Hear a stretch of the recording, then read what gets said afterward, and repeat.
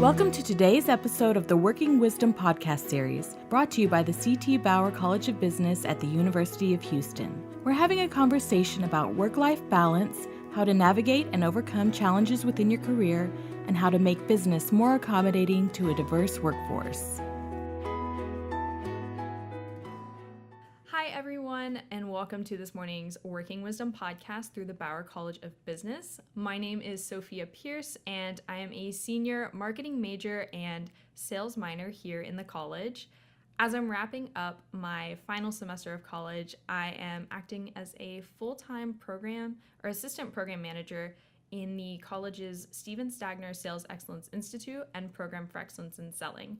So with that being said, part of that role involves me working with some of Bauer's amazing faculty and has opened doors for me to do things like this Working Wisdom podcast and allowed me to host faculty and staff members. So with that being said, this season on Working Wisdom, we're focusing on sharing personal stories and best practices related to development and the ever-changing workforce. Today, I have the pleasure of hosting Amy Vandaveer, who is a clinical assistant professor in the Marketing and Entrepreneurship College here in Bauer. She also teaches personal branding at the graduate and undergraduate level in the Stephen Stagner Sales Excellence Institute and Program for Excellence in Selling, which is where I work. So I've had the privilege of knowing Amy for about 2 years now, and so I'm really excited to be able to host her today. With that being said, I'll pass it over to Amy to let her introduce herself.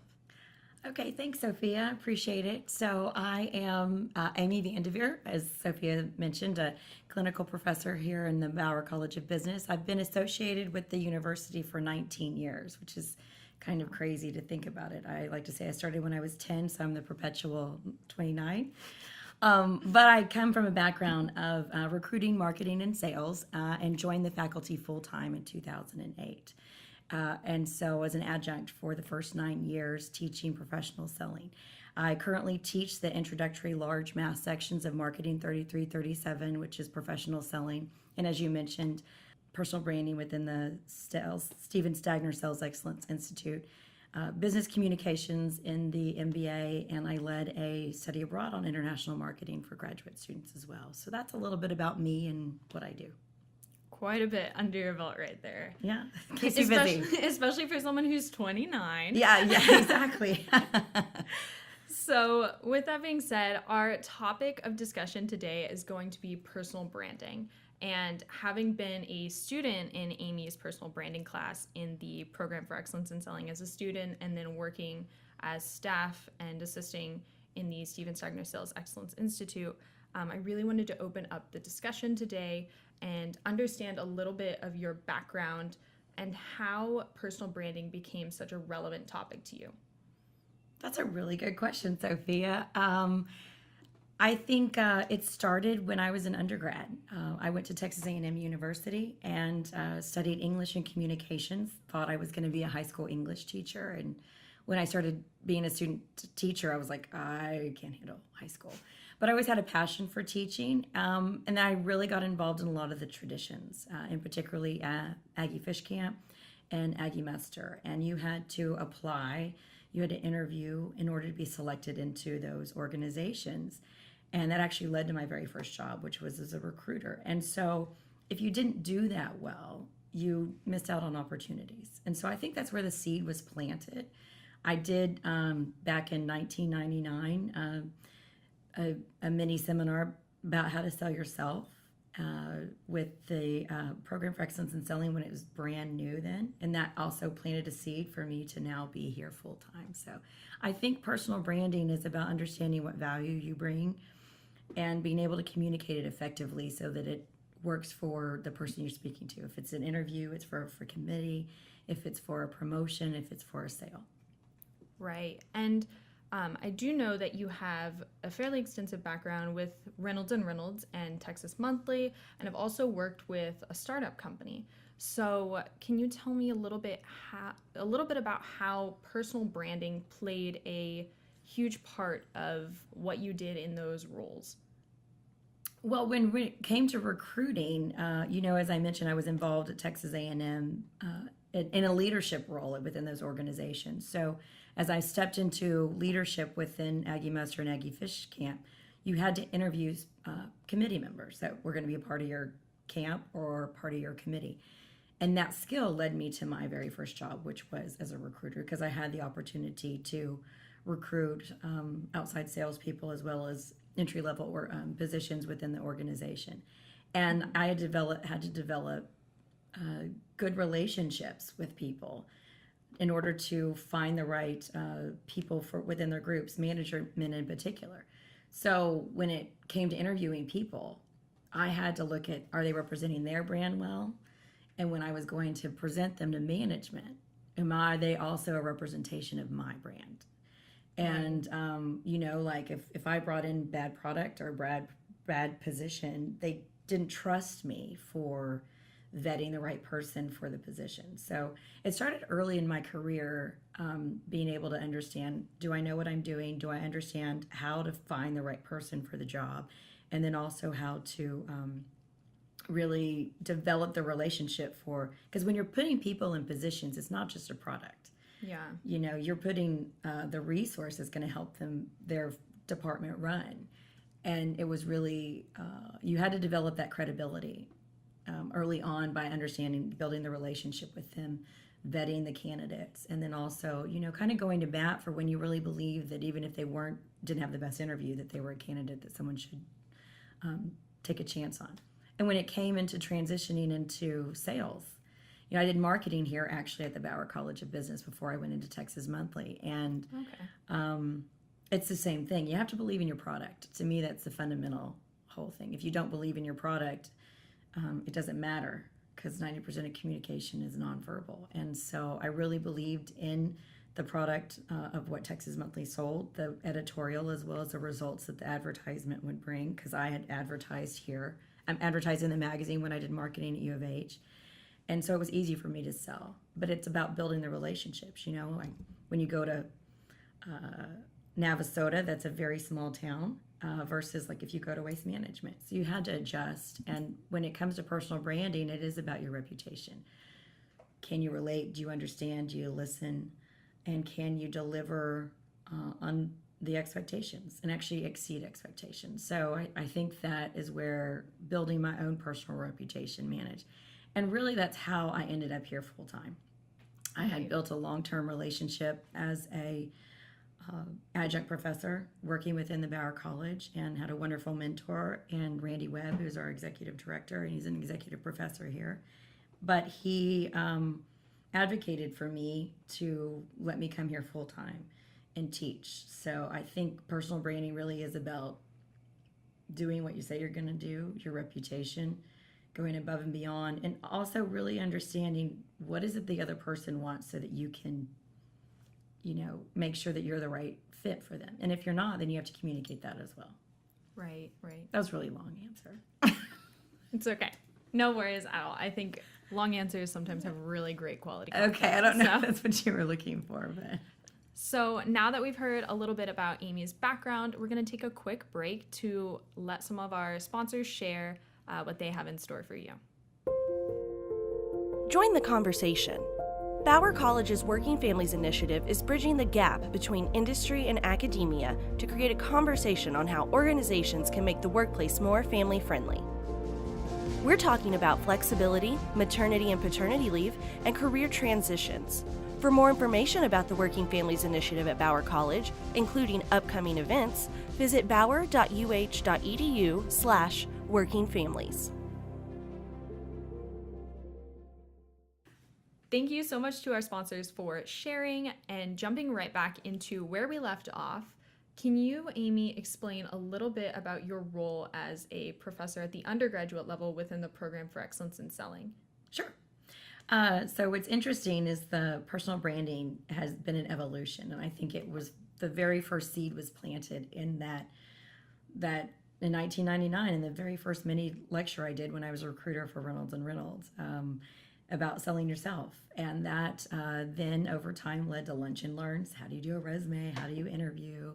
And that became a 1-hour lab, and then it evolved into a 2 double semester 1-hour lab, and then it evolved into a 3-hour personal branding course. And as the evolution started, I figured it, kind of like when companies look at, well, we've got strategies and tactics. Well, if you don't know what you're doing and you don't know why you have the strategy, the tactics don't make sense. And so when it had the opportunity to become a 3-hour class, I thought students can have a good resume and they can answer the right questions and they can dress the right way. But if they don't know who they are and what they want and what they stand for, and what their goals are, then they're not going to be able to find the right company to launch their career. And Right. so I went back and kind of really reevaluated that a really good brand, and this is true not just of people, but also of organizations, they know what their values are and they know what they want to accomplish. And so we've implemented that in the course, like identifying values, what are your core competencies, creating vision and mission statements, doing a SWOT analysis, goal assessment, and then putting in strategies and tactics before we ever look at an interview or we ever look at a resume or your LinkedIn profile or your social media. So that was kind of the big evolution that changed that I think really brings a value to students in the classroom, because the benefit of the Program for Excellence in Selling is we have 30 corporate partners that pay to get access to our students to provide them jobs. Well, and so they're in a way our product. But if a student doesn't know what they want, then they aren't necessarily really good at determining what job is right for them. And therefore, when they're our product that go out and then the company isn't happy because the students aren't happy, it's not a win-win. And we try to create a win-win by having the students better vet and understand what they bring to the table, so the companies also then have a better way to pick the right people for the job. Right. That's a lot of really great information. And for students who might not have the opportunity to take that personal branding course, what are some of the strategies, aside from building SWOT analysis and sitting down and assessing their values, that you would recommend for them to build their own personal brand, or to at least become aware of who they are? Right. That's a good question as well. I think it really comes down to, it's similar, the very same thing. Like a good company knows what they stand for, and they spend a lot of time managing that and putting resources around that. And I think for a student, when you're coming in, you have to realize it's not about the degree, it's about who you want to become. Right. And if you get lost in the weeds around GPAs or organizations or leadership roles, then you're not really being focused on what is the end goal, what are the results of who I want to be when I walk across that stage, what kind of job opportunity do I want to have, and 10 years after that, what do I want my life to look like? So my biggest thing is to think, spend some time. There was a former student that said he had to sit down and have a cup of coffee with himself when he was evaluating several job offers. And I think that's a really great way to think about it. Sit down with yourself and say, what do I believe? What are the top 5 motivators that I have? And who do I want to become?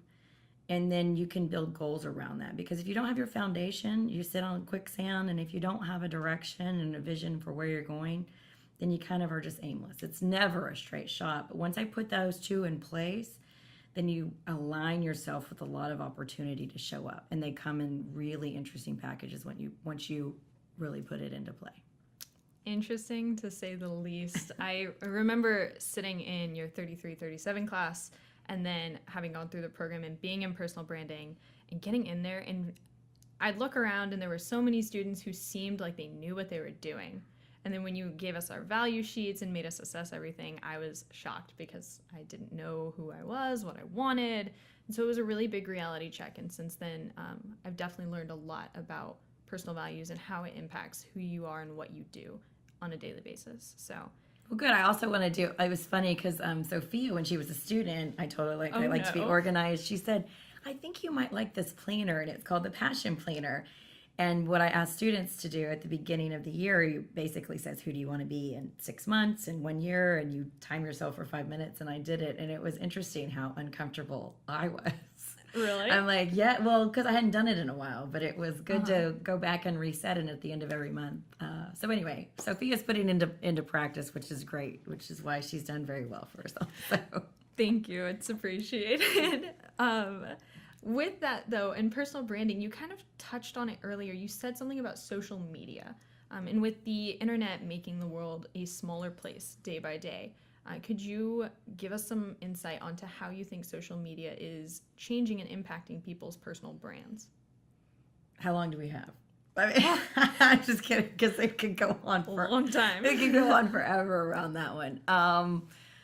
There's a couple just key points that I'll hit on. Number one, I think we live in a world of 24/7, and our news cycle is actually probably about 6 hours now. Really? And I think that a lot of it is noise. And when you think about a brand, I think it's about very purposeful around what you want to share. And the other thing is, I think it's about realizing that when you share, you remove sometimes the authenticity of moments and being present, and that's always kind of my thing is, are you busy taking selfies on the right filter rather than being in the moment? And I think when it comes to having a really good personal brand, it's a balance of the two. Mm-hmm. And you got to manage it. You've got to be able to manage what you share. And I always say in class, I don't know if you remember this, but if you're the person that's always posting your food, unless you're a food blogger or a foodie, no one cares what you had for lunch. Yeah. And it's one of those things where, and you really see it probably in the past 4 years in particular, that it's now a place where it's no longer civil and we're no longer accountable. And there's a wonderful quote that Maya Angelou said that said, people will forget what you said, people will forget what you did, but they'll never forget how you made them feel. And just because you put it out into the universe doesn't mean that it doesn't have an impact. Right. And you can't get a chance to take it back. So I'm a venter, I'm a redhead, and people know when I'm upset, but I don't post it, because then I'm like, I can at least come back and be like, hey, I'm sorry. But you don't get a second chance to take that back. And there was another great quote from Denzel Washington, who I have a lot of admiration for, that said, just because I'm not sharing it doesn't mean I don't have a full and wonderful life.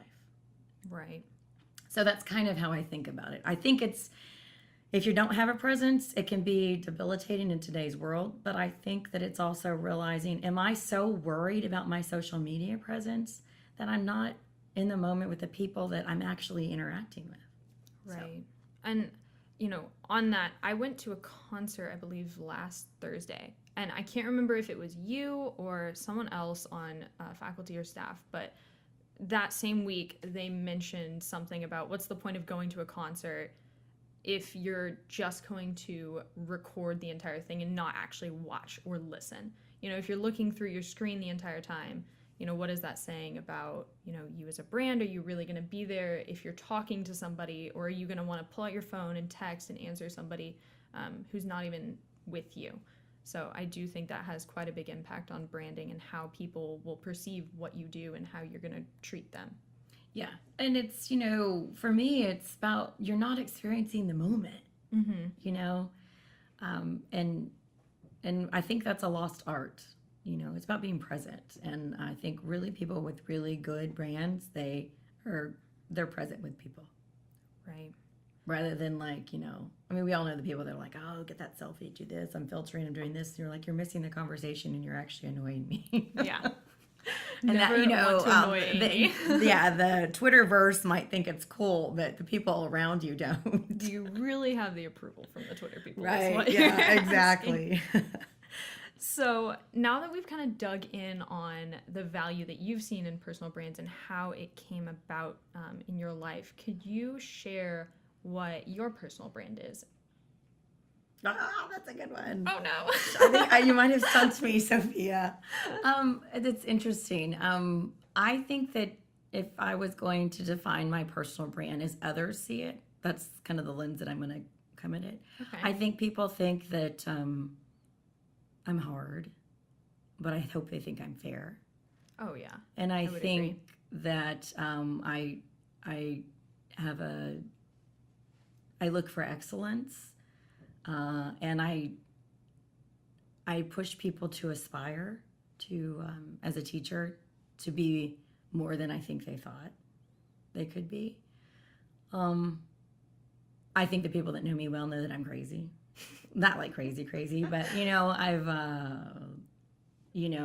got a lot of wackiness, and I think I have a good sense of humor. But like professionally, I think people think here at the Bauer College, which is why I believe it led to me developing the business communications courses. I think they know that I really hone in on the importance of how you manage your relationships, how you communicate, how you listen, how you show up as a person. And for me, that's so much more important than what you have in your brain. And I had the benefit of actually learning so much of that from the other colleagues in the Bauer College business, in particular, Carl Herman and Randy Webb. Mm-hmm. And because I've been around them a long time, and they are just masters at developing relationships. And at the end, it is about the relationships. And it doesn't matter how many followers you have, or how great your GPA is, or how much, statistics you can do, or all of that quant stuff, if you don't realize that it's not of value to who you're talking to. Right. Because people won't listen, And if people feel like, you care, then they'll give you their time. So I hope people know at the end that I care. I think it's impossible to sit through even your math sections of 33, 37 and to say, oh, she doesn't, put effort into the class, or oh, she's not invested in my success.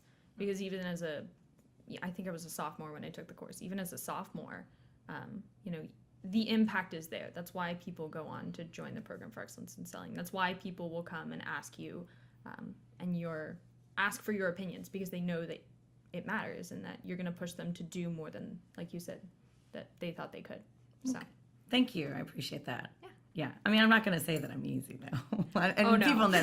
And I'm feisty. I get really feisty, and I'm a natural redhead around that. So, but it's always about what I believe in. So, yeah, well, that could be good or bad. I'd say it's a good thing. It's never bad to be pushed past your limit. Yeah. So, on that note, though, thank you so much, Amy, for joining me on today's Working Wisdom podcast. And thank you to all our listeners and viewers on YouTube and anybody who tunes into this. It's been a privilege, and, I hope you all have a great day. Thank you, Sophia. It was great. Thanks.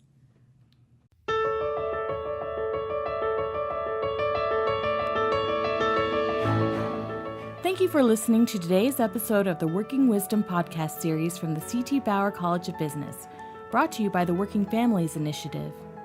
The initiative aims to provide support and access for women in business school and the workforce, and to generate research that organizations can use to implement policies and standards to benefit a diverse workforce. For more information about Bauer College and this podcast series, visit www.bauer.uh.edu/podcast.